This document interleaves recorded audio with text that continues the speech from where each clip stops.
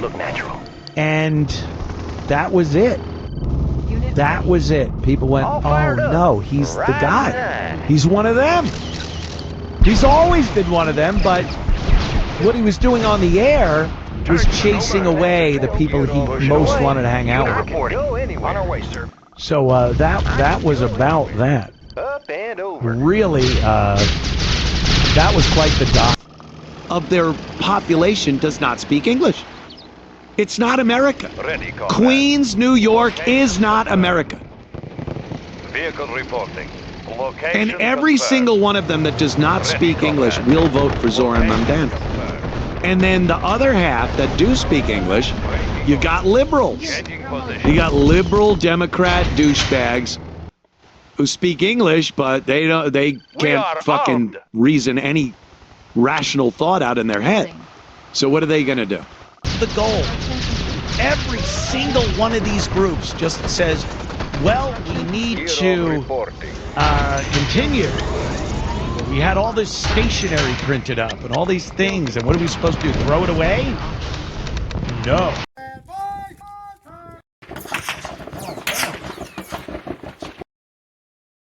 Colbert and Kimmel.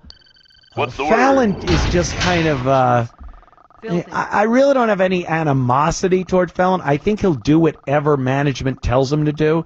And I really think they didn't see Fallon as a guy that could, like a pit bull, go after Trump politically. So they just told him, like, really just leave this stuff alone. Crack an egg over Sydney Sweeney's head. Everyone will laugh. And that's the Tonight Show now. That's your show. So things have changed. Things have definitely changed. And I think people are trying to link this change and Trump to the recent story we heard about Howard. Serious. It's been said that they don't want to re-sign Howard. I don't think Howard's going anywhere. I think he would absolutely take $20 million a year. Oh, believe me, he'll be in poverty. Imagine relegated to only $20 million a year. What do? SNAP benefits. They've taken that away. Imagine Howard trying to buy soda or candy and not being able to because SNAP has recently said you can't do that. Only $20 million. So people are going, oh, he wouldn't take that. From $100 million a year to $20 million, he'll take it. Sir, yes, sir. Howard's addicted to the microphone, and that's not necessarily a bad thing. I would have trouble. I wouldn't want to stop doing this myself. I know there are a lot of people that continue to talk into a microphone regardless of who, or more importantly, who isn't listening. There are people out there that had huge radio careers that, there's 30 people listening to them, and they continue doing it because there's this addiction to attention and that microphone. And I think Howard has that. I think he's a little delusional as to where he is right now. He was the greatest radio personality ever. That is undeniable. People have accused me of going, oh, you don't know, Howard started this, or he was huge, and what you're saying is you're jealous, you're one of... Like, I've always been a fan of Howard years ago, and I've never said he didn't deserve every accolade he got in radio broadcasting. But as time goes on, and as you change as a person, or not even change, maybe the camouflage of who you presented yourself as on air comes away. It falls down, and people start seeing you for who you really are. And I think more older people do that. They don't feel committed to a character anymore, and they're like, screw this, I'm just going to be me. And the Howard that is me is, he's really, we always knew he was a weirdo, but this whole political thing, like alienating half of your audience, is telling people that if you're a MAGA supporter, not only wants you to not listen, hello, sir. but he wants you to die.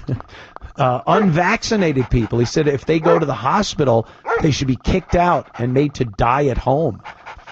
He was a political shill for the left for the past few years. And the straw that broke the camel's back was that disgusting interview with Joe Biden. It looked like he put on a relative's suit that was too big for him to, show respect. And then he just crowed about the amazing job Joe Biden did and how unbelievably qualified he was. He went on to say how the Biden family was an amazing group of people and that Joe showed he cared. And that's what we need. He called Joe the father of our country. It was so incredibly embarrassing that this was the guy who had the KKK guy on, who had Gilbert Godfrey on. And Gilbert would interrupt Robin's news in such a hilarious, horrible way that you could not breathe while you were listening to it. I sat in my truck at a job site and I was supposed to start working at 8, and I did not get out of the truck until 11, praying the show would end. They kept coming back and doing more, and Gilbert's on, and Jackie and Fred, and I'm dying laughing. I am not leaving that truck. Oh, hello, sir. And then to see that interview, that kiss-ass propaganda interview with Joe Biden, that was the last straw. And I think I'm not alone here. That really turned off hardcore Stern fans from years ago. Outstanding. Because how big Stern was back in the 90s especially, that created such a bond and such a loyalty in the audience that it took a long time for people to throw that out. I know a lot of people that said, yeah, I know it's not but he's growing. He's maturing. He's changing as a radio guy. You can't do the shock jock thing and get older. But if you change into what he changed into, I don't care how hardcore a fan you are, you're just not going to enjoy what he's doing, and you're going to look at him and go, who is this guy? This isn't that guy. Vehicle ready. So I think we're going through a time in America that type of entertainer is looked down upon. We saw what the Democrats did. We saw what happened under the Biden administration. And for Howard, this free speech advocate for so many years, First Amendment, crucified by the FCC. Remember that? He put out a whole thing. The FCC was censoring him. And then he actually said, I don't care about your free speech, to people that were talking about perhaps the COVID vaccine wasn't as good as they say it was. Some of the oppressive laws that were being put in place during COVID. People were speaking out about that, and Howard said, I don't care about your free speech. And that just crushed people. This is the free speech guy. Let me say what I want to say on the air. F the FCC, all that. So Trump had something to say about Colbert, and then talked about Stern, because he had done his show a few times. Let's listen to Trump talking about these guys. I've got an entertainment-based question for you. A few weeks ago, Stephen Colbert announced that he was leaving his show. Howard Stern announced that he and Sirius XM Radio are parting ways. Do you think the hate Trump business model that's been in the entertainment business is going out of business because it's not popular with the American people? Well, it hasn't worked, and it hasn't worked really for a long time, and I would say pretty much from the beginning. Colbert has no talent. I mean, I could take anybody here, I could go outside in the beautiful streets and pick up a couple of people that do just as well or better. They get higher ratings than he did. He's got no talent. Fallon has no talent. Kimmel has no talent. They're next. They're going to be going. I hear they're going to be going. I don't know, but I would imagine because they get, Colbert has better ratings than Kimmel or Fallon. You know that. Howard Stern is a name I haven't heard. I used to do a show, used to have fun. but I haven't heard that name in a long time. What happened? He got terminated? Yeah, they're going to separate ways because I think what they're offering salary-wise is real low than what he's getting. You know when he went down? You know when he went down? No, before, when he endorsed Hillary Clinton, he lost his audience. People said, give me a break. He went down when he endorsed Hillary Clinton. Yeah, that was it. It really exposed him. I don't know what happened. The guy was always, Howard was always kind of an odd fish, and I think COVID broke him. I think COVID really broke him. There were a couple of things. One of them was COVID. The other one was this just need to be accepted by the Hollywood community. When he was an outcast, as far as Hollywood went, and every Hollywood star, they hated him. They all wanted to be on his show to promote whatever they were doing because they knew he was the #1 guy. Some of them, biting off their nose to spite their face, wouldn't go on his show to promote what they were doing because they hated him so much. But there were a few that came on and said, yeah, I'm going to talk to this guy because I'm going to get to more people than I could with any other show. But most of the time, the Hollywood community, degenerates, perverts, pedos, they would shun Howard because his opinion of Hollywood was exactly like everyone else's regular people, not showbiz people. And we're like, God, this guy's awesome. He's crapping all over this elite, wonderful, glitterati Hollywood. And then we saw, oh God, no, he wants to be one of them. That was the whole thing. Every time he was bitching about them, in his head he was like, why don't they like me? I'm popular. Natural sanctuary. And when that finally came out, and his listeners, his fans, his passionate, didn't miss a minute of the show fans, kind of went, this is uncomfortable. Destination, Commander? He wants to be out in the Hamptons at some exclusive party bound forward with all the big, Jennifer Aniston, Jimmy Kimmel. Look, I'm hobnobbing. I'm hobnobbing, Rob. Natural sanctuary. Look natural. And that was it. That was it. People went, oh no, he's the guy. He's one of them. He's always been one of them, but what he was doing on the air was chasing away the people he most wanted to hang out with. On our way, sir. So that was about that. Up and over. Really, that was quite the dive. And now, no one's really listening to his show. Let's be honest.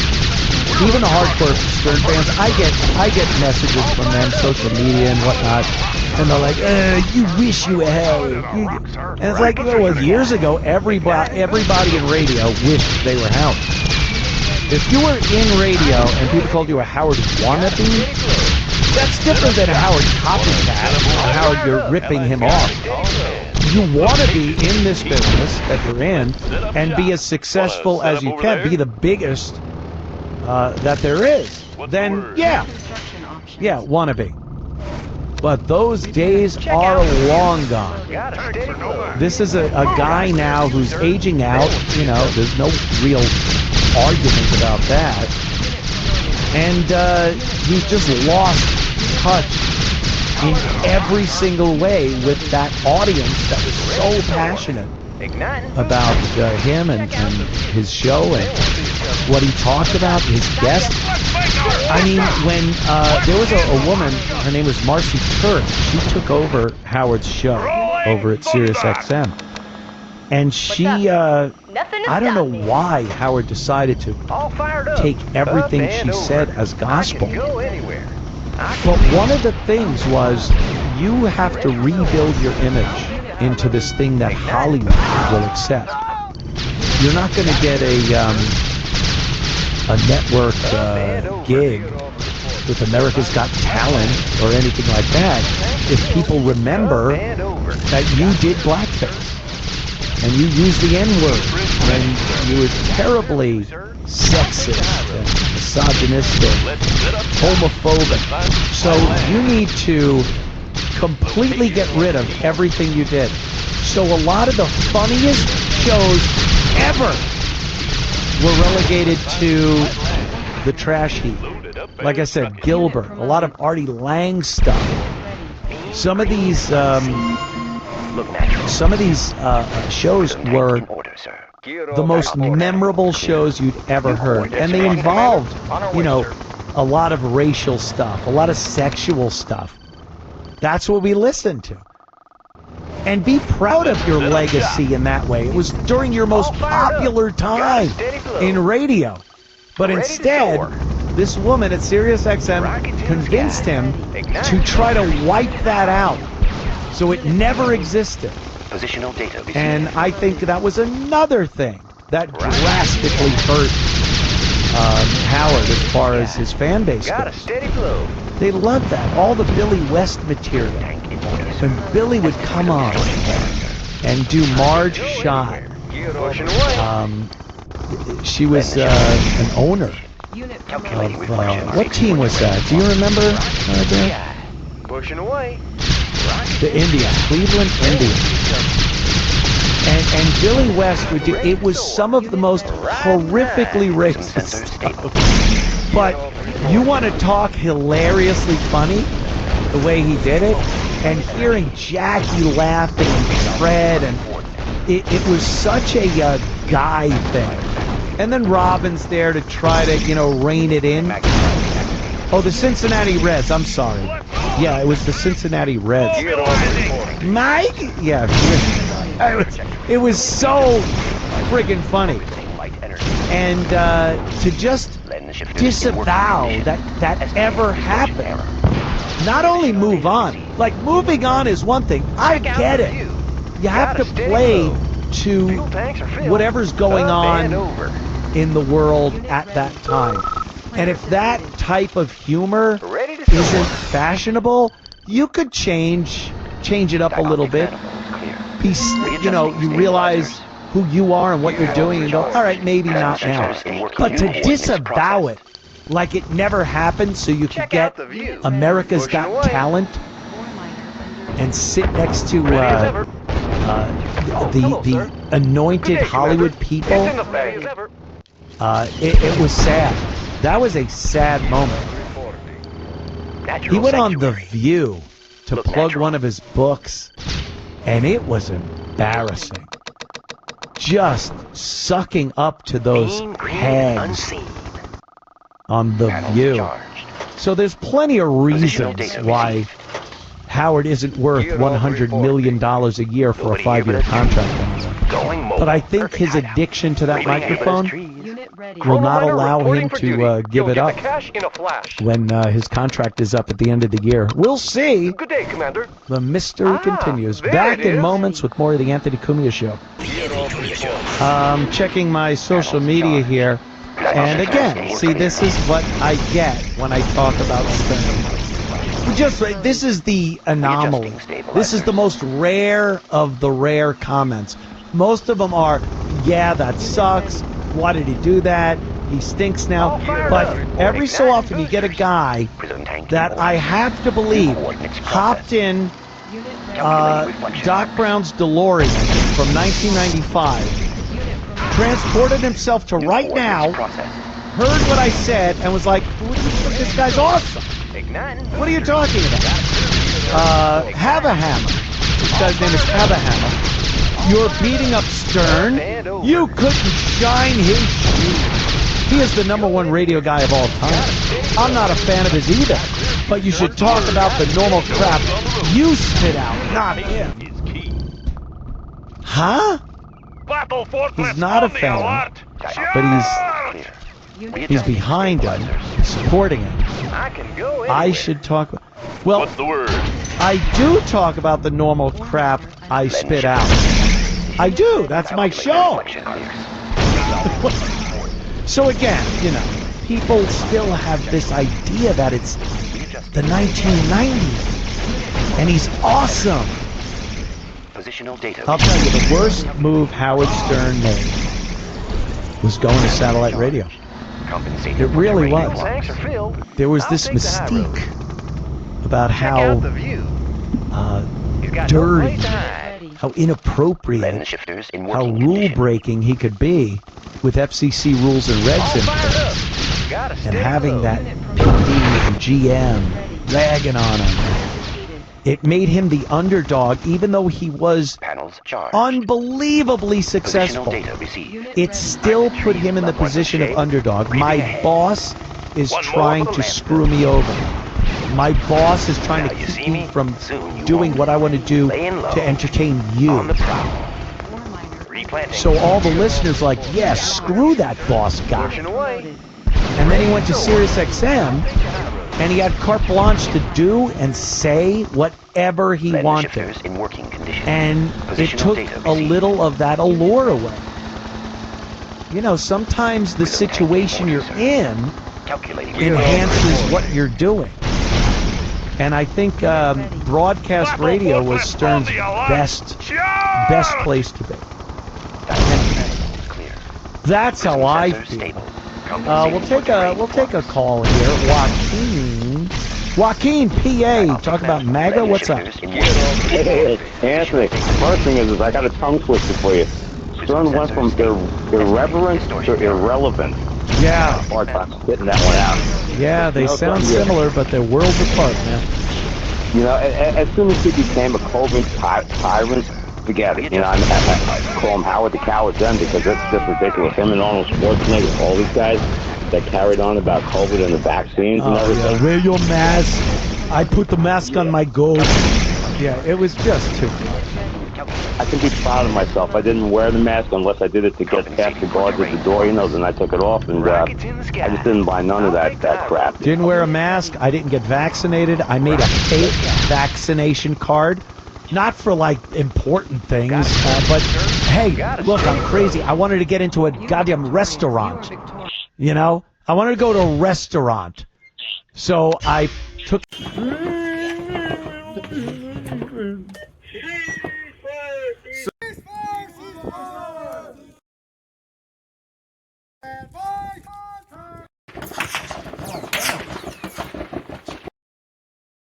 In rooms right now that know exactly what happened.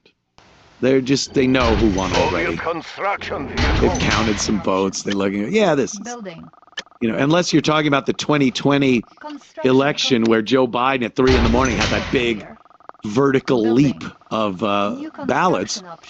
Balloting is pretty predictable. Once you get the first few, percentage-wise, you can pretty much extrapolate from that where it's going to end up. There have been surprises later on.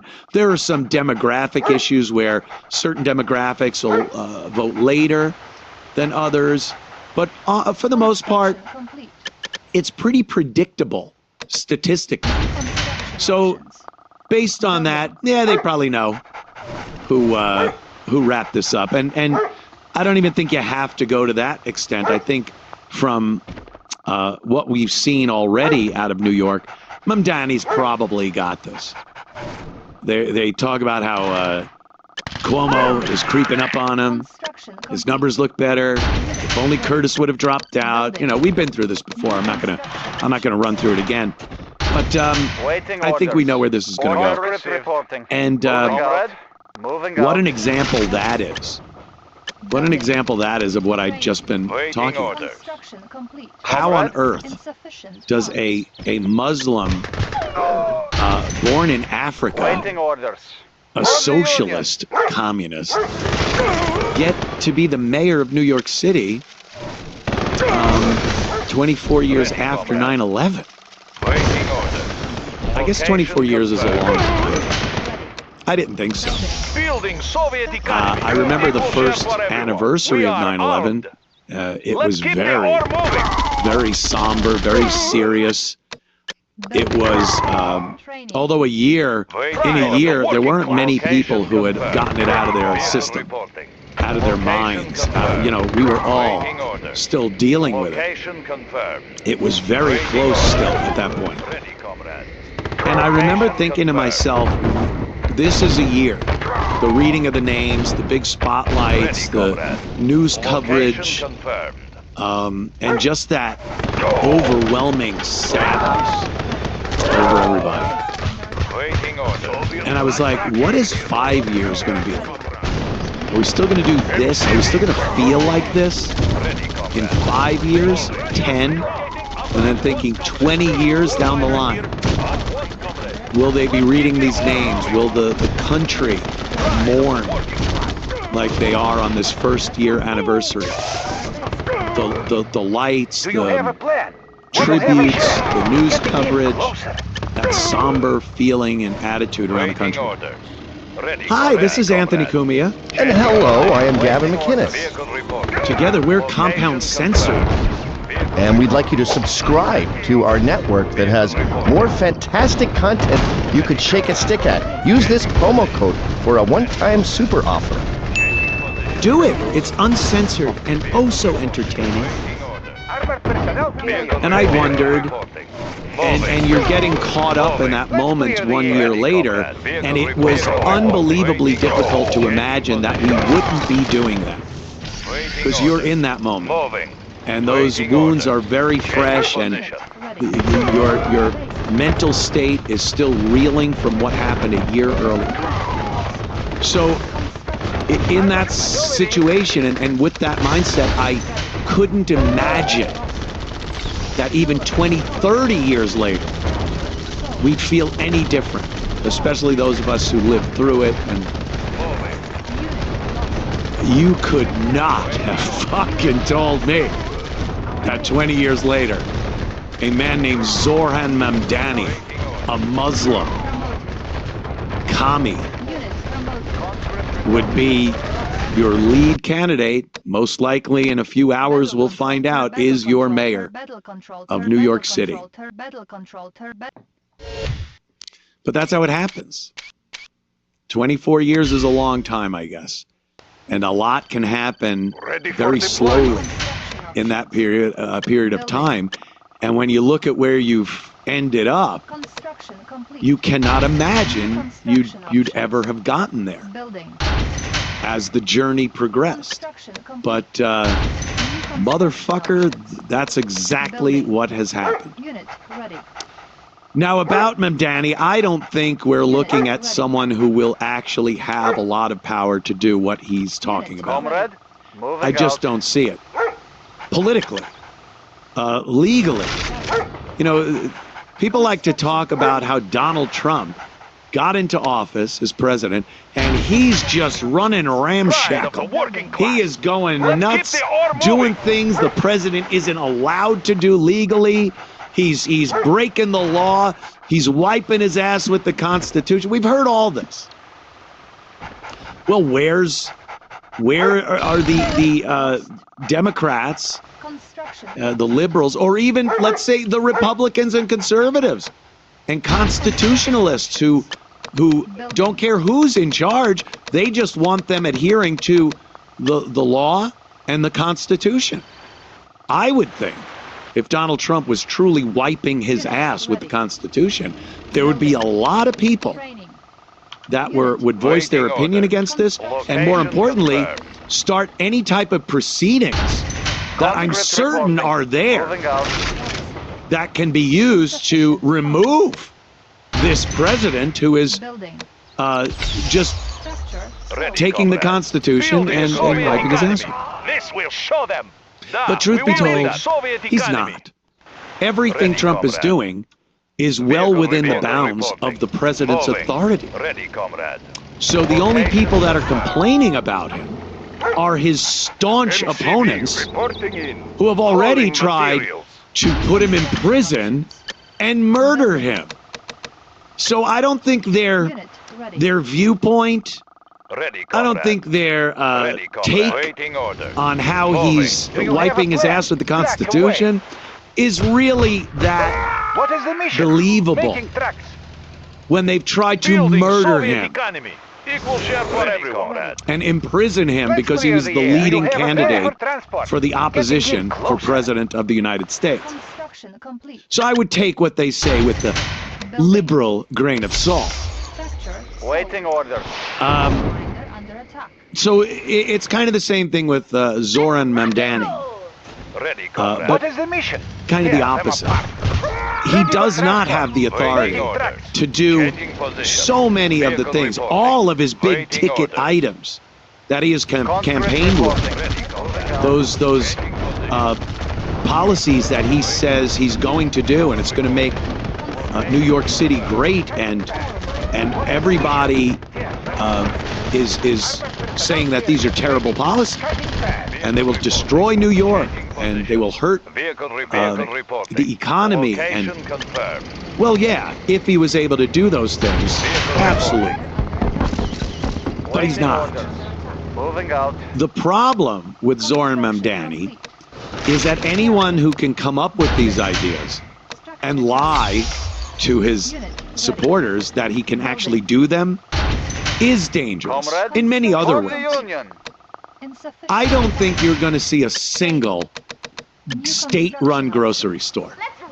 Call me silly. Waiting order. You will not see a single state-run, the government of the United Socialist, the United Soviet Socialist Republic of New York City run grocery store.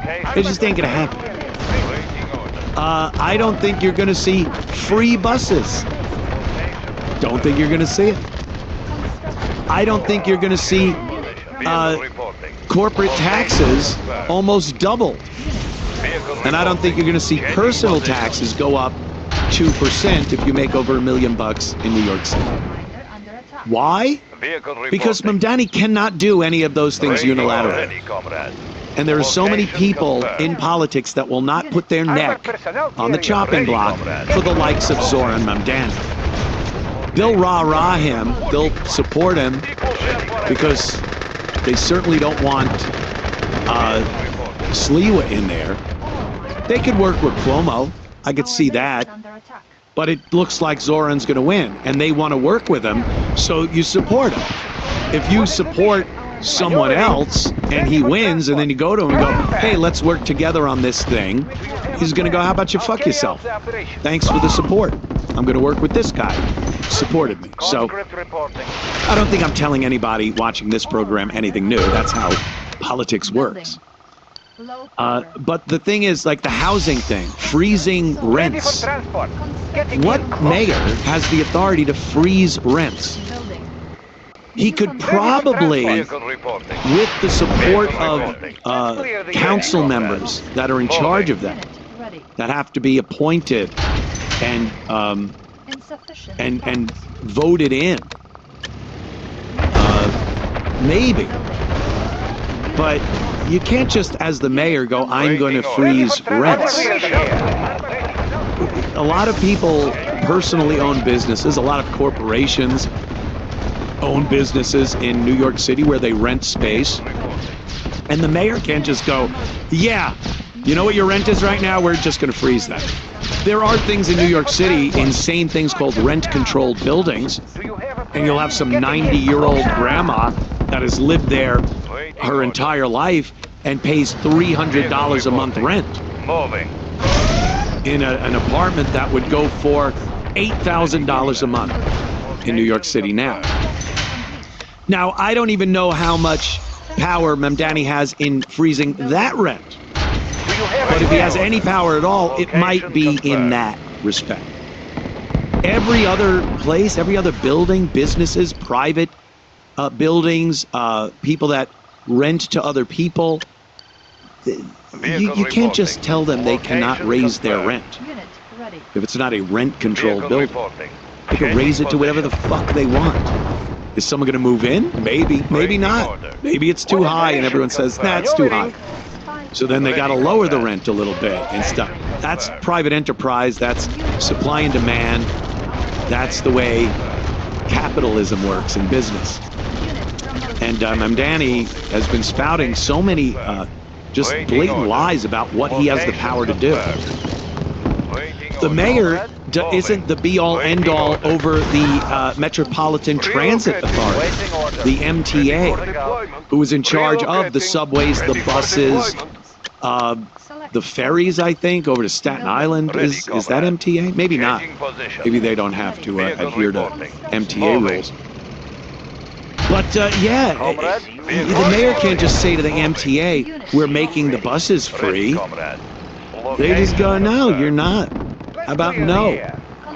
And he doesn't really have any say. He can speak with the MTA. He can negotiate and try to get them to make a decision. But him just saying, yeah, Mayor, when I'm in, free fast buses. He can't do that. That I know. That he can't just unilaterally do something like that. And it's been one of his huge mayoral selling points. So his supporters are very stupid people. They're just stupid people. They believe what he says. They believe he can do what he says. And they believe that if he could do what he says, that it would make New York City better. Oh, better for who? Better for them. These are people that aren't known to work. They aren't known to be very smart when it comes to basic economics. They are people that don't care for some reason about the safety of New Yorkers. They care more about the criminals being locked up and not getting their due process, and this incarceration system here in New York is racist. And so they're not smart people. And it's really obvious the last thing they want is a New York that works, that functions like a well-oiled machine for the working people, for the companies, for the residents, for the workers that have to fucking live and survive in a place that is science fiction.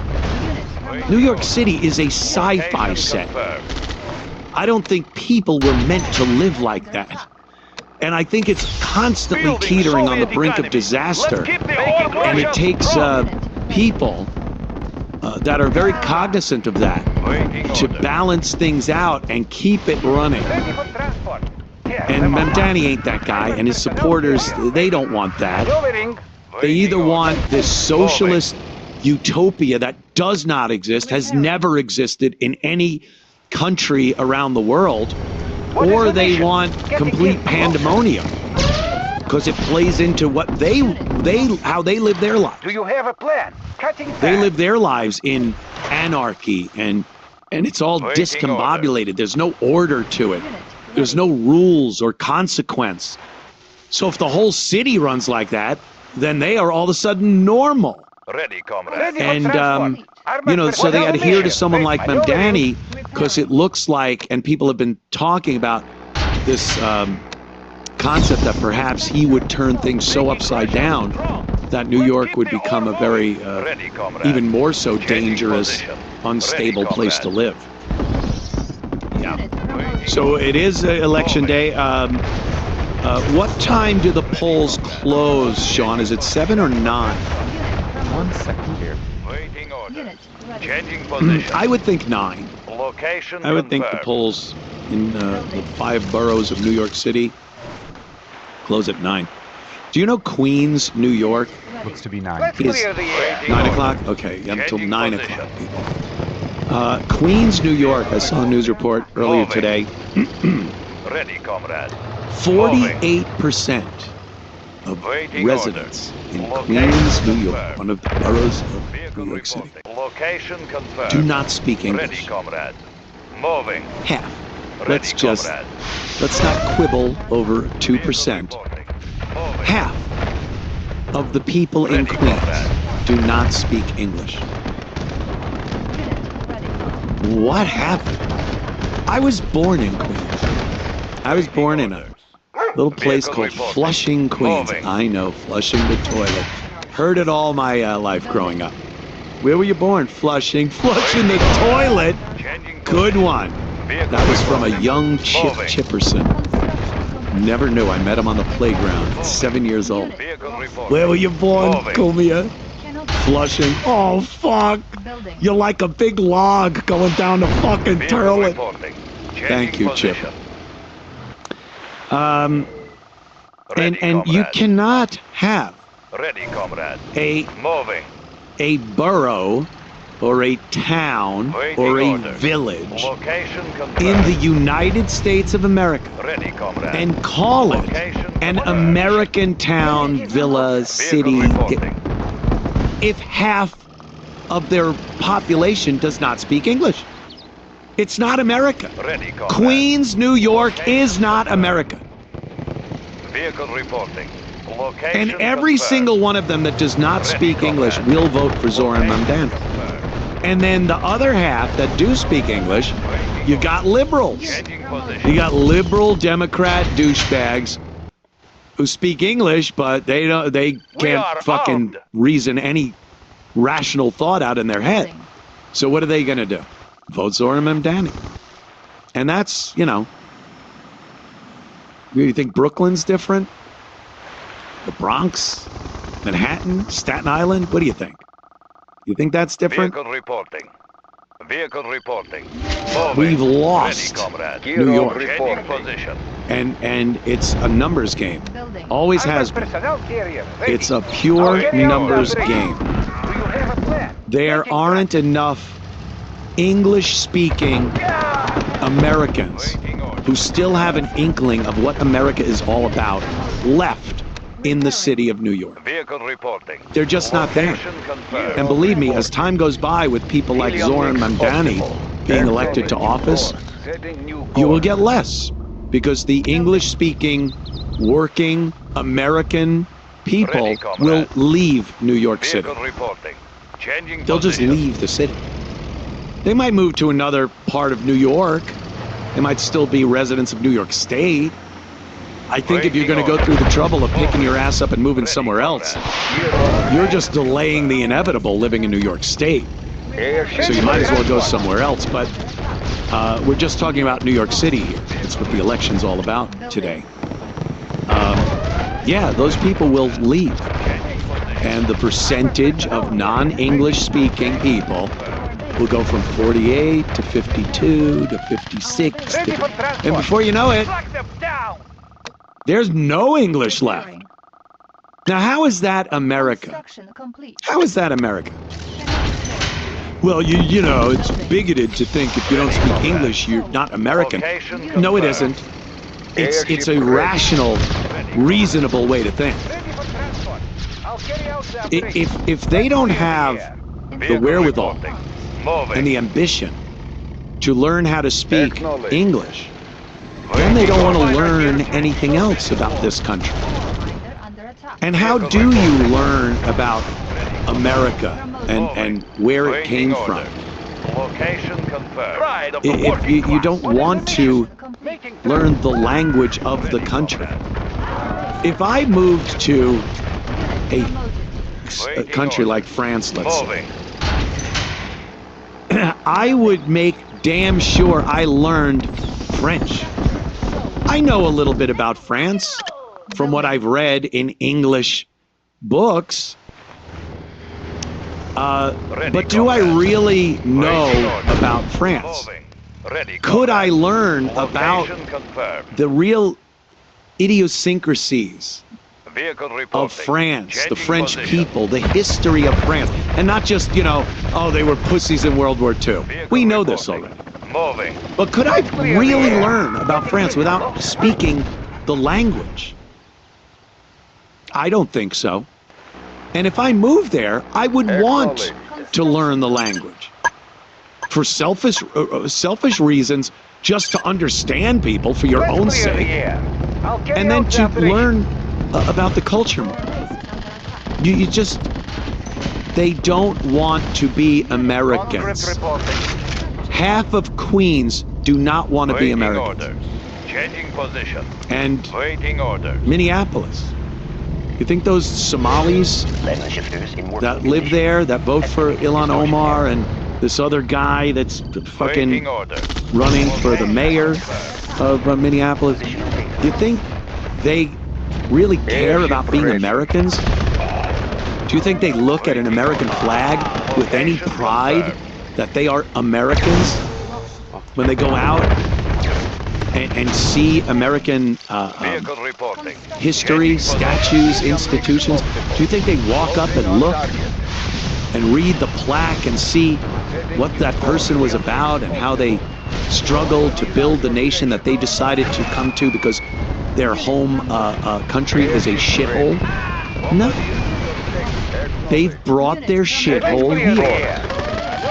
And that's what's going on. And, you know, we're hours away from learning that another person from a shithole, look, he came from a very well-to-do family. I get that. He's not a guy that was pirating cruise ships or, you know, digging in the mud for some element that is needed for cell phones. I get that, but it's a mindset. There's a disdain for America.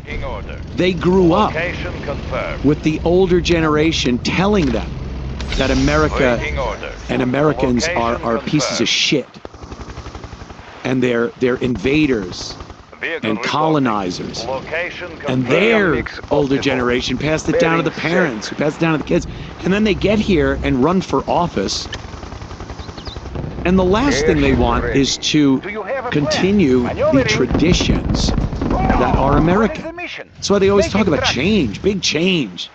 Mamdani means change. Oh yeah. It's not change like, let's lower the prices of things for all Americans. It's change, fuck you America, we're doing it this way now. The Somali way, or the fucking Nigerian way, or the wherever the fuck they're coming from. You understand? I hope you do, people. I hope you get this. It's much too late. Much too late. Like I said, New York's done. It's a math problem now. It's an equation on a blackboard, and the solution is what it is, and there's no changing it. Sorry, it's just the way it is, and it will only progressively get worse. So I feel for you New Yorkers where that's concerned. Vehicle reporting. Location confirmed. Anyway, so you know, if there's any breaking news before we're done here about the election, I'm sure Sean will tell me, but I don't see anything really happening until 9, and the precincts start giving their vote counts in, and we realize very quickly that Zoran Mamdani will be the mayor of New York City. Good luck. Good luck to you. So, if you enjoyed that clip, then subscribe to Compound Censored using this promo code. Cannot deploy here. Exercise your First Amendment right to whip out your freedom of expression with Anthony Cumia. welcome back. Hats, hoodies, and shirts from the WABC radio store. I didn't even know this was a thing. Like the Clown of the Week t-shirt. And wrap that rascal with the Anthony Cumia signature hoodie. I don't care if you're on the high seas or you're just in a bar in New York City. Plus the Cumia microphone logo line. The Anthony Cumia Store. Now live at WABCRadiostore.com. I'm not going to get into the particulars of air travel personally, you know. Ready, comrade. But overall, I Changing think position. everybody knows what I'm talking about. Vehicle reporting. Nothing, We will bury nothing that. is on Changing time position. anymore. Every single flight is delayed Moving. Waiting or order. canceled if you're Changing really position. lucky. Helium You're mix just optimal. making flight reservations for 3 different flights every time you fly, just in case. You gotta cancel them. It's just nothing works anymore. Everything's busted. Everything's busted in this country. I don't know. Maybe I'm being pessimistic this week. Waiting order. I don't know. Changing position. I've spoken to a lot of people. They seem to be of the same school of thought. Things seem a little busted. And yeah, a lot of people obviously want to blame it on Trump, and Trump, we will get into it this evening. You know me, people. I am a supporter of Donald Trump. This doesn't mean I have to just blindly go along with everything and enjoy it. There's a lot going on that I'm not happy with. I don't agree with. And a lot of Trump supporters are. That's what it's like to be a real thinking human being in this country. You just don't go, oh, who? Yeah, I love that. I love that regardless of whatever. That's what we saw the Biden-Harris supporters, brainwashed people, zombies, whatever you want to call it. That's what we saw them do. Now, I would like to think we're not like that. And for everything Trump does that's good, that we like, that we voted for, that's wonderful. And we crow about it, and talk about our support for Donald Trump and America. But then when we see other things going on, we step back and go, nope, that ain't it. That wasn't what we were talking about. How that happens. But it also doesn't mean you, what did my mom used to say? Throw the baby away with the bathwater.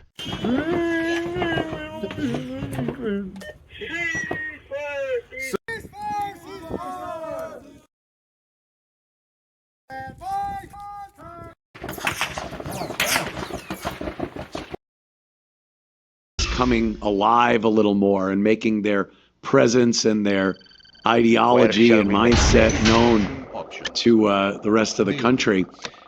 They really, the liberals especially, have believed that they are the majority of this country, that their thoughts, their ideas are what most Americans believe in. And they're figuring it out that it's not that way. Well, they were right in the sense that their beliefs, equality, caring, empathy, love, love thy not neighbor. Talking about actual liberal belief. That was true. But you're just saying those as words now. Yeah. And we realize that that's totally meaningless. So I just did a video about Charlie Kirk's quotes. And what the left does is they have that fucking lawn sign. Love is love. Water is life. Science is real. No human is illegal. Be kind. That is the majority of people. I do believe water is life. I do believe love is love. Right? I do believe science is real. But you dummies got to understand that your bastardized view of the world with your dumb straw man interpretation has gone extinct. They say science is real, and then they will tell you with a straight face, like it's gospel, that a man is a woman. And to get the booster, there's no difference. Yeah, they'll tell you all that. And so they are just words on a sign. And the whole concept of like say, I don't really give a fuck about gay marriage, but I guess I'm against it now. But they go, oh, so Gavin McInnes doesn't like love. So you're against two people who love each other being together. And that worked for a long time. And it would have us scrambling like, no. But I think young people, and this is thanks to Twitter and the internet, they went so far the other way where they're like, yeah, I am against love. I am loyal to yours. That's great. I obey. Whatever they come up with, just say you're against that too. Oh, so then I guess you're against. Yeah, I'm against that too. Science isn't real. Yeah. Water. Water can suck my dick. Conveyor for our psychic legions. Water can suck my dick. Humans are illegal. So they're sort of on the front lines, these young people, and they're just like mocking all of these tropes. And once you take the tropes away from the left, that's Santa without his present bag. Like he's nothing. They got a insane wake-up call with the doxing. They assumed that in their little bubble, everyone thought Charlie was a piece of shit, racist. Hollywood's saying it. The mainstream media, news, movies, put that shit out there all the time. So they were under this impression that it's the whole country.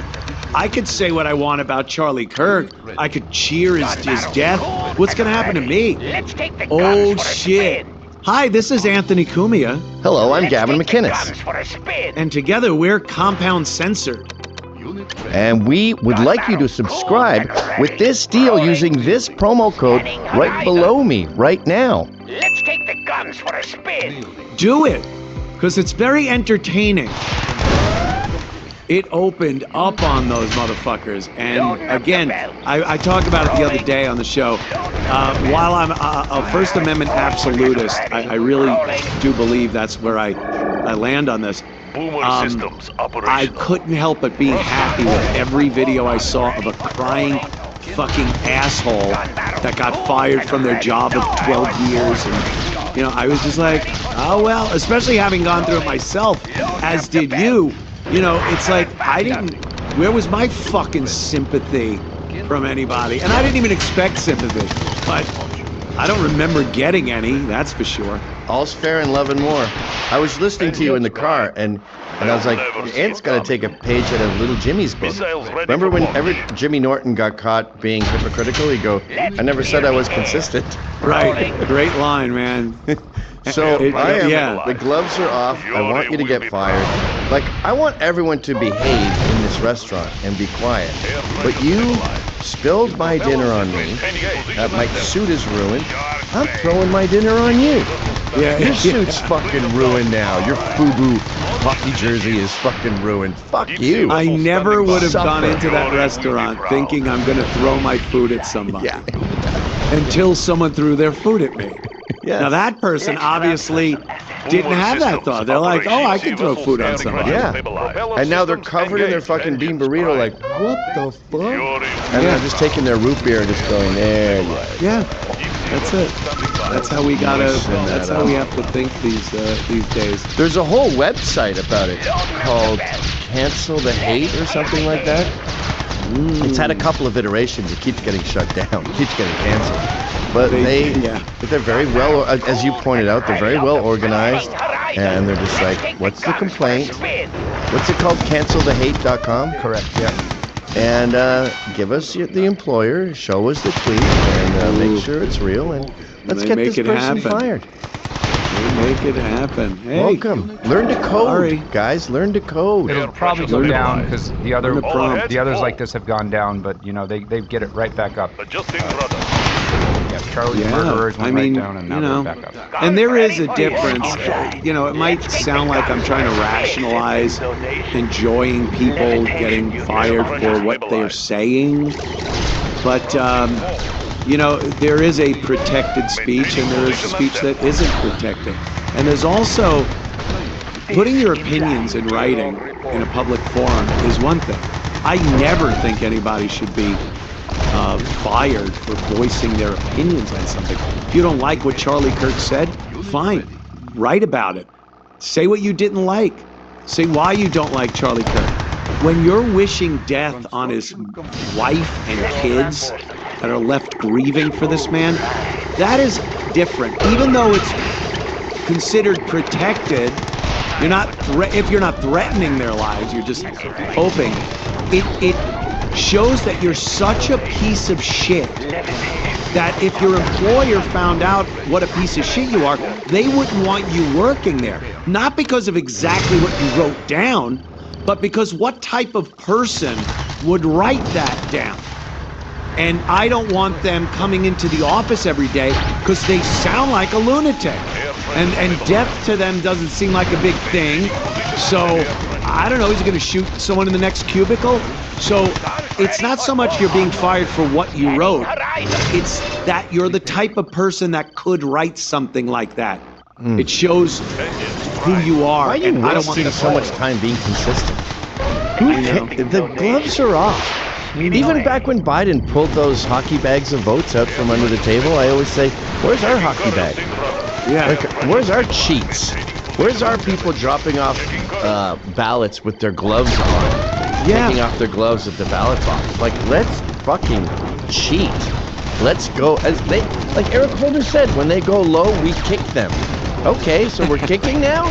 Even with Kavanaugh, where they go, we're going to take some weird allegation that he jumped on someone nude in college when they were fucking as a joke at a party and turn it into serial Okay, we're doing that. Your next guy is a rapist. I'm gonna dig something up on him. You drew first. You drew first blood. First blood. Why don't we do that more? Are we? It's Christianity, it's morality, it's, you know, it's our values. But, like, we're in a street fight. If you're in a street fight, you gotta put your thumbs into their eye holes. You don't do this. Put up your dukes, Johnny. Right. Kingsbury rules, or whatever they're called. Marcus of Queensberry rules. No, it's not. They're not doing that. Fuck, even in fighting. Look at. Fighting used to be, remember when we were kids? One-on-one, man, one-on-one! Yeah. Yelling that like a chant. Now it's just a fucking mob scene where they stamp on each other's heads after they're unconscious. There was a little song about that as a kid, I remember. About the people that would jump in like that. I do remember that song. Yep. Fight, the left and the right. If the right don't win, we all pitch in. It was something like that, right? Yeah, it was based on that, yes. Based on a true story. That was the origin of it.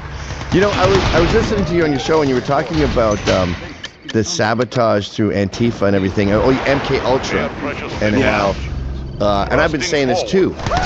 There's much less of a paper trail if I just take advantage of the fact that everyone has a phone 1 centimeter from them at all times, and I just put out Charlie Kirk is Satan, Charlie Kirk's a Nazi, and then hopefully one of you will kill him. But we always come back to this: is it a grand plan with the evil geniuses that are globalists? Or is it a bunch of retards? And I always go retard, and I think the retardation in this one was. Hey, Antifa, when they get into a fight, they're on our side. And the voters, like Proud Boys or whatever, or Gavin and Aaron, like, they get hurt. And those are the guys that don't like me, so I hurt the guys. So don't prosecute the guys who don't like the guys that don't like me. And then they don't think, like, okay, well now I'm raising a terrorism cabal. And Portland is going to be under the control of radical fucking garbage meth head lunatics. They don't really deal with that. Like Nancy Pelosi with the open borders. She's like, the electoral college will go up. The country will be destroyed with an extra 10 million random pieces of garbage, but I'll be doing well. So let's do it. Yeah, it's a self-interest. If a bunch of people have self-interest, and they're together in one spot, well then something happens. Yeah.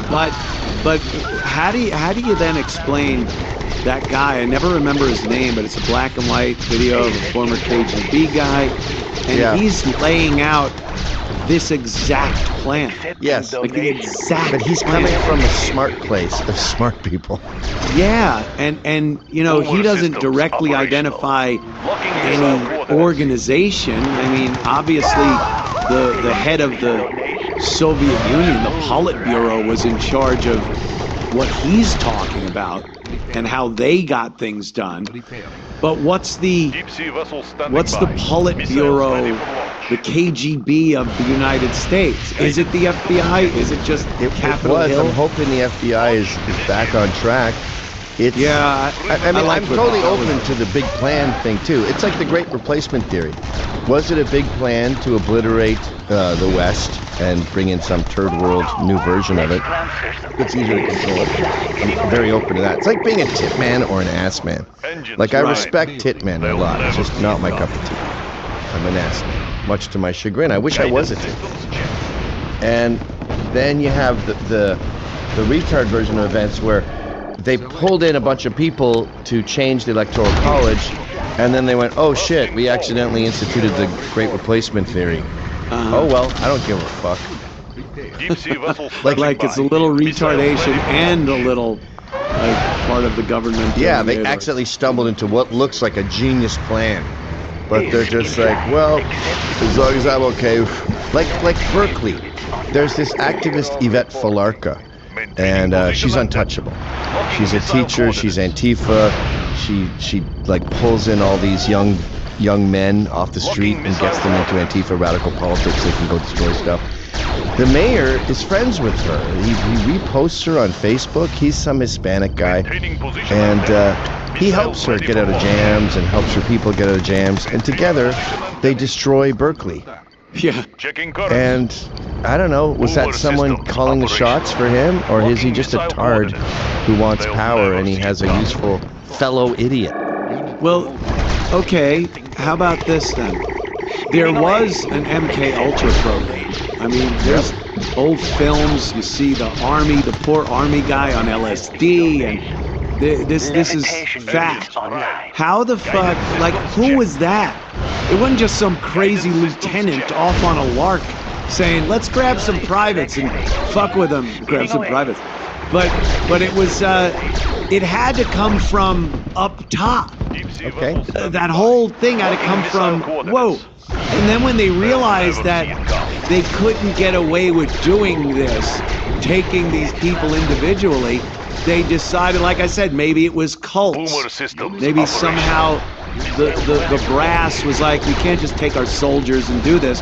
How about cults? We start up these cults and see how these impressionable people can really be controlled to do terrible things.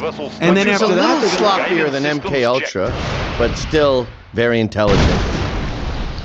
I think, because yesterday it hit me that cults might just be another step from MK Ultra to what we have now, which is, like I said on the show yesterday, just throwing everything against the wall because you know it's going to stick somewhere. What wasn't that confirmed with Charles Manson? Wasn't he confirmed working with the government?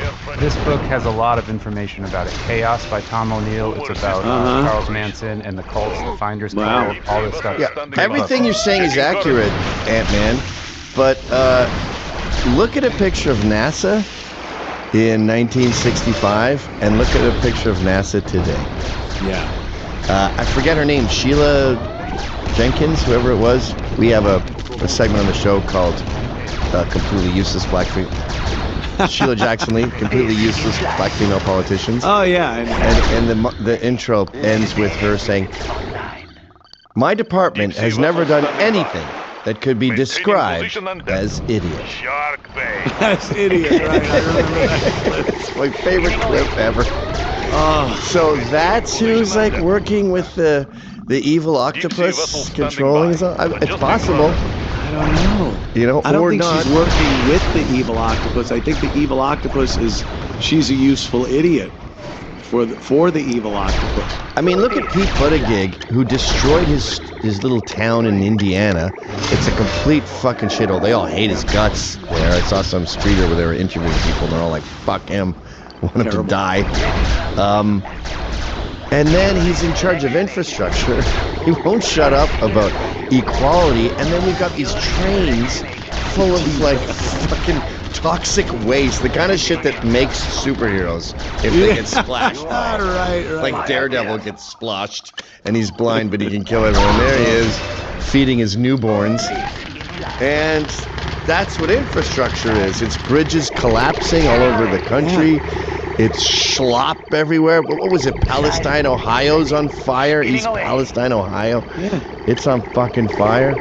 Nothing's maintained. Nothing's new. The California high-speed rail is a joke. Yeah, like, where were the geniuses when Biden was running it and just went, open up the borders, let's get going.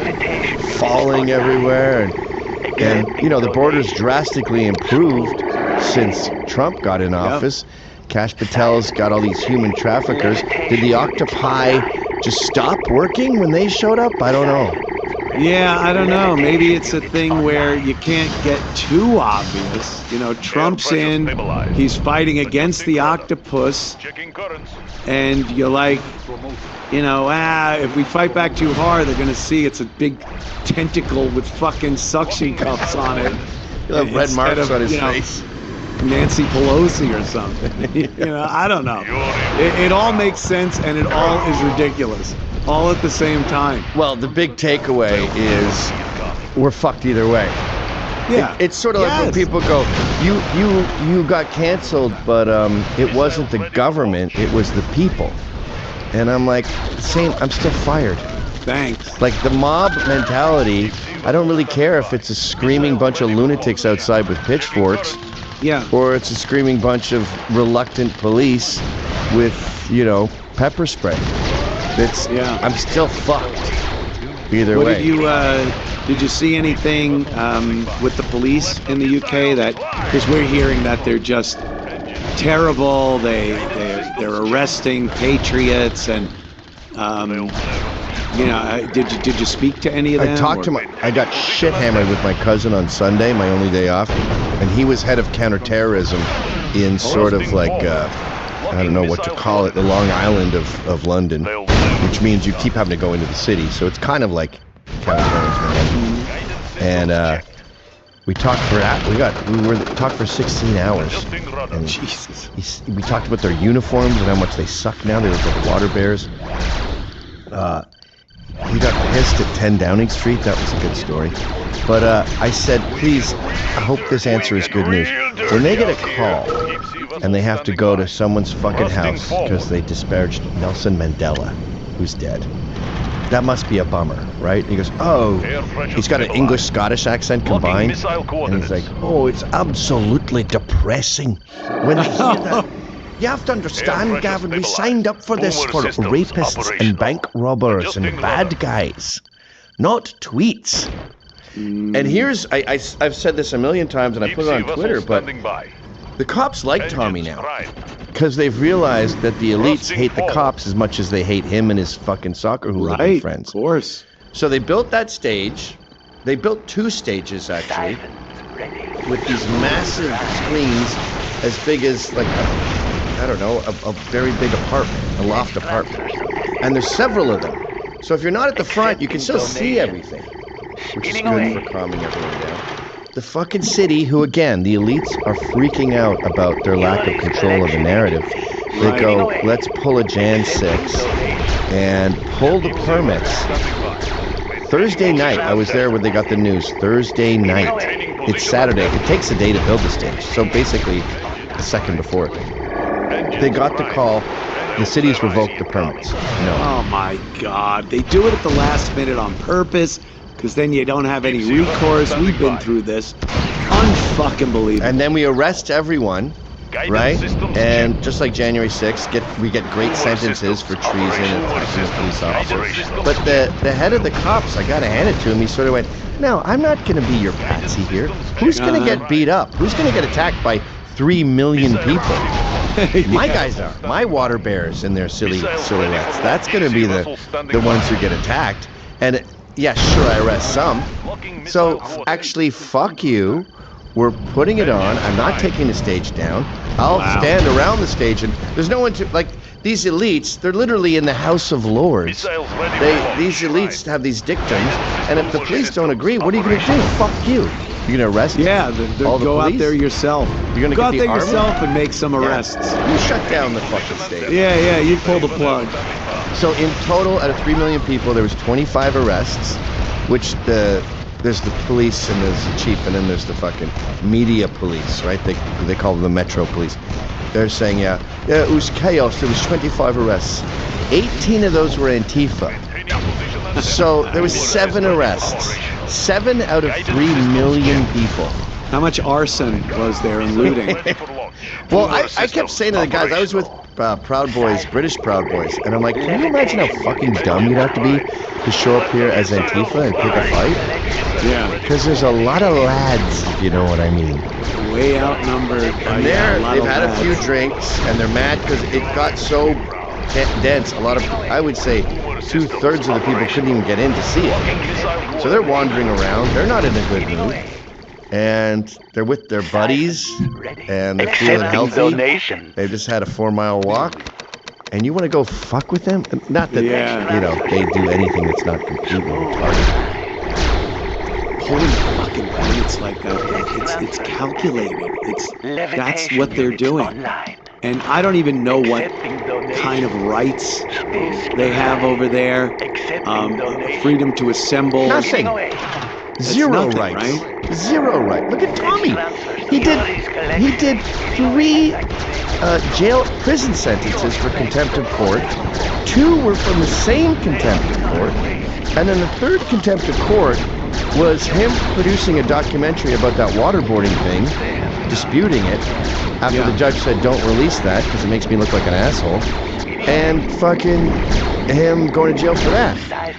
And contempt of court over there is kind of the same here. You tell the judge to fuck off in court, you're going to do 3 days. Yeah. You're going 30 days. You're going to get a $900 fine. He's going to make you, hang out in the tombs for the weekend. Yeah.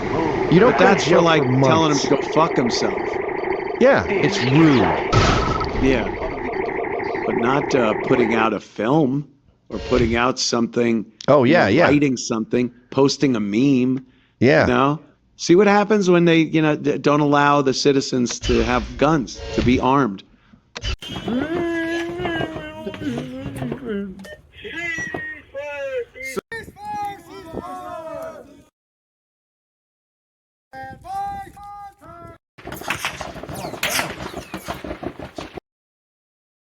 Gay, but then they want you to recognize it for being, I don't even know what's going on anymore. But it was very gay in the city. Building. The past couple of days I've been here, I saw a bunch of guys. They were dressed up like Oompa Loompas. I'm assuming it's for the gay thing. They were dressed like Oompa Loompas, and there were a bunch of people dressed up like Minion walking around. I don't even know what this is. I assume it has to be something to do with the gay festivities. June is Gay Pride Month. And they just used to call it the Gay Parade. As far as I remember when I was a kid and everything, they called the New York City Pride Parade, what's called now, the Gay Parade. But now it's Pride. Because proud? I don't know what it is. I'd like to think I could throw a girl a good one. Or at least I used to be able to. But the idea of wanting to flaunt that and be proud of it is silly. It is just silly. It fit a lot. Well, it was a lot more descriptive when it was just called the Gay Parade. There's men walking around in G-strings, if that at all, and there are children lining the streets of this parade, and it's called Pride. Waiting orders. Like to be proud of something. So if I accomplished something really cool, could I just join in because I'm proud of an invention I came up with or a song or something? Oh, I can't? I have the information. Because it's the Gay Parade. It has nothing to do with pride. It's just they tested the word gay, and it didn't test as well as pride. So they just keep changing things to try to make it more palatable for the people out there that maybe they don't like gays. I don't know why. I mean, for the most part, gay people, you don't even notice them. And that's the way it should be. I think that's what most gay people were trying to go for. Just being a person who liked the people that were the same sex as they were. And they lived their lives. You don't have to know about it. You don't know what goes on in your heterosexual neighbors' bedrooms, do you? I hope not. But you're peeking in the window? Waiting orders. But for some reason, gay people, they feel this need to be like, yes, we have this type of sex. And we're very proud of it. There's a whole month where we tell you how proud we are of it. And then there's a day where we parade down the street and tell you how proud we are of it. And maybe I'm a little naive, but I would like to believe that the vast majority of gay people hate this. They just hate it. I think it's with a lot of activism. Like, I think a lot of black people don't like Black Lives Matter. And I think a lot of gay people don't like Pride, this nonsense. Because it's directly against the idea that you just want to be treated like everyone else. You go to your job, you buy a house, you pay your taxes, whatever it is. But for some reason, it's got to be flamboyant, and just Construction. gay. The whole Building. gay thing. New construction options. And it's embarrassing, I think. I think a lot of people are embarrassed by it. A lot of gay people, they just look and see, you know, again, do you really need the 5 guys marching down the street with their asses hanging out, Building. just being over the top, gay, and I've got the knowledge. and proud that you have sex a certain way? Because that's really all there is. If there's a difference, if you really want to find the difference between gay people and hetero people, the only difference would be that they have sex in a very different way than heterosexual people. And everything else is supposed to be the same. That's kind of the selling point. Oh, why are you so homophobic? We just want to lead our lives and do this. Oh, but when we get in the bedroom, we have this crazy way of having sex. It's the only difference, but I swear to you, we want to let you know that is the big difference, and that's what we do, and this is how we have sex. And it's ridiculous. It's just silly. And we've been forced into celebrating this. Remember when it was just tolerance? Unit reporting. We want tolerance. We want a tolerant people. And tolerance obviously means to tolerate. You're not there with cheerleader pom-poms, you know, yay, this is great. Literally tolerating something. You could hate something, but if you tolerate it, you're just like, I'll tolerate it. I'll put up with it. And then when people started tolerating the whole gimmick of what gay people were parading about, of the pride thing, that wasn't enough. Then it became, you have to celebrate. And then once you drag religion into the whole thing, is that a mess? Because obviously there are people that are from the school of thought that when they pick up the Bible and read it, it says horrible things about gay people and what they want done to gay people. And, you know, plenty of religions. Obviously, we've heard what goes on in some of these Islamic countries. Whenever a gay person thinks the United States is the worst place to live and so homophobic and, you know, gay people are dying, trans people, how many have lost their lives this year? You're parading down one of the busiest streets in the busiest city in the world. And you're allowed to do it, and it's celebrated. I don't know. Seems like a pretty good deal. When then you look at Islamic nations, and, well, we all know about the old tour of the rooftop bar that they have there. So I don't know. It seems like you got a pretty good thing going. Kind of back off a little, because the whole idea that there are certain rights that aren't being given to gay people and are being given to other heterosexual citizens of the United States is insane. I defy you to find one thing that gay people cannot do. You'd be very hard pressed to find that. Anyway, it just happened. You know, I just talked about it right before we started here. That I come in here, and it's and it's gay parade day. I picked the one day to come in. I come in to the city once a month, and I picked the gay parade day. I don't mind. I have plenty of gay friends and gay people that I have no problem with them whatsoever. Good for you. But again, a whole city just getting behind this is just, you know, a little over the top at this point. Outstanding. Is there a point where the protesting and the begging for equality and the fight, you know, we've come a long way. Ready to roll. But But it's like, Check out the view. yeah, you have, and there's no reason to continue. You've achieved the goal. Every single one of these groups just says, well, we need to continue. We had all this stationery printed up and all these things, and what are we supposed to do, throw it away? No. They absolutely need to keep it going. Up and over. And I guess one of the grand marshals today for the parade was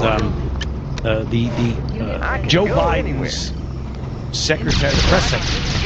What was her name? What's her name? Do you remember? Jean-Pierre. Yes, Jean-Pierre. Yeah, she was. Because her claim to fame... KJP, that's it. KJP. Her claim to fame was that she was a lesbian. Karine Jean-Pierre. Karen with an I. Yes, exactly. Karine, of course. Why can't it just be Karen? Karen John Pete or something, but it's no. Karine Jean-Pierre. And it's just, she wasn't good at her job. Why be proud to have her as the person? She lied about Biden's Alzheimer's. She never gave a straight answer as to what the administration was doing. 24/7. But that's your grand marshal for your pride parade. If anything, you should be proud of the person that you're putting there. I guess as long as she likes the old scissor action, that's all the qualification you need. Scissor. What's some of the other things I could say here? Docking? Is that about? Is that laying low? Docking. Wait, the Apollo spacecraft used to do that. That's right. Buzz Aldrin, Neil Armstrong, and Michael Collins. They got the docking together. Boy, the word gay changing was enough. It went from happy Flintstone song, we'll have a gay old time. I have the tools. And now you kind of chuckle, even now when I hear it, we'll have a gay old time. They're like, yeah, he's having a gay time, baby. Yeah, gay old time. And now, docking has taken on a whole new meaning. You can't say it without your dumb friends laughing. Oh my goodness. We are just beginning. Do not stray far. We continue in moments with the Anthony Cumia Show. I am Zorhan Mamdani. It's like a Star Trek robot thing. Zorhan, we do not lie. So, positional data. He's all over the place. I mean, this guy is a hit. He is a hit. He, of course, nailed down the Democratic primary nomination. He is your ticket, Democrats. Hope you're happy. A lot of them are. It's astounding watching this guy. I saw a video of him. He posted a picture about a week ago of him eating on the subway. He was on a New York City subway train. His little tin of food was on one of the seats. He's sitting on another seat, hunched over it, eating on the subway. I would sooner starve to death. I would sooner walk off of there looking like I just left Treblinka in 45 than eat on a subway. Could possibly be the most disgusting conveyance ever. We've seen what happens there. The homeless people go into the subways because they have nowhere else to go. That hence homeless. And they use the subway for everything and anything. Changing one set of filthy clothes to another, eating, sleeping, and of course, defecation. Oh, Jesus Christ, they're defecating. It's honestly some of the most disgusting things ever. You learn very quickly when you're in New York if you're waiting on the platform and you see a subway train go by and it's stopping and you see it's packed. And then you see one car and it's empty. You go, hey, I'm going for that one. That is your first and last time you will make that error if you're brandy new to New York. Because there is a reason that car is empty. Noxious fumes is usually it. A homeless person is sleeping on one of the seats. The waft coming off of them is really like dead animals. Or they have relieved themselves in the car, and it is just uninhabitable by people, even for one stop. And there he is, Zorhan Mamdani. He's eating on the train. Disgusting. Just disgusting. And then I saw another video. He's doing an interview, and he's got another tin of some chicken and rice stuff. This was today. I saw it. And he's talking, and he's picking up the rice and chicken with his hand and shoving it in his mouth like something from Indiana Jones in the Temple of Doom. Remember when they had dinner? Chilled monkey brains. And he's just shoving this in his face and smiling like he's eating with fine cutlery. I did take note if he was eating with his right or left hand, because growing up we always knew. Hey, what hand do you shake hands with? Okay, my right hand. So the other hand is used to clean up after, you know, I have to tell you people. But, and that we're just supposed to be, that's supposed to be endearing? We're supposed to look at somebody eating like it's in the BC times. Oh, it's 3000 BC. That's what I think. 2999 BC they invented the fork, and this guy's still just eating with his hands. And it's not food. It's not a chicken wing. I understand. You know, you chicken wings with your hands. This guy's shoveling rice and chicken into his face with his fingers. I guess just trying to show his culture, whatever it is. But this Bandani guy, and this is just small stuff, his policies are absolutely insane.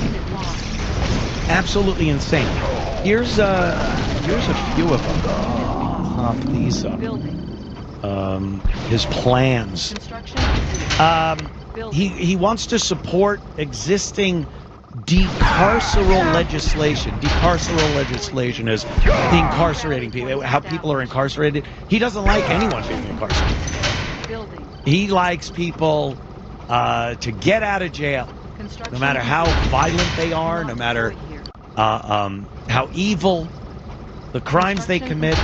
And cash bail, that's already been done here in New York, to just an amazing result, isn't it?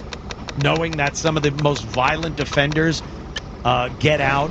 Now, when that first started and they said, yeah, we're going to do bail reform, they didn't tell you reform meant just do away with it. And it's going to make the city safer. I don't know how. They were never able to sell that angle. And they said it'll only be for non-violent crimes, like someone's walking around with a joint and they get arrested, which never happens for just a joint. We let him out. We let him out with no bail. And then you realize, oh, they were lying. It's all unbelievably violent criminals, mental patients, people with weapons, assaults, and they let him out. So that's what they want to do. Repeal walking while trans. This has been a thing, which is, it's called prostitution. The trans part has nothing to do with it. If you used to drive up and down the West Side Highway many years ago by the Javits Center, there were hookers in there. Or so I was told. Someone told me. Jim Norton told me that. But it's not walking while trans, it's street walking. It's hookers out there because their pimps are forcing them out there. This isn't a victimless crime. These people are victims. If there's a demand for prostitution, then the supply has to come from somewhere. And that's where human trafficking comes in and everything. Don't let them tell you it's a victimless crime. The sex worker industry. Oh, like you're part of the union. Oh, I'm a sex worker. Local 3...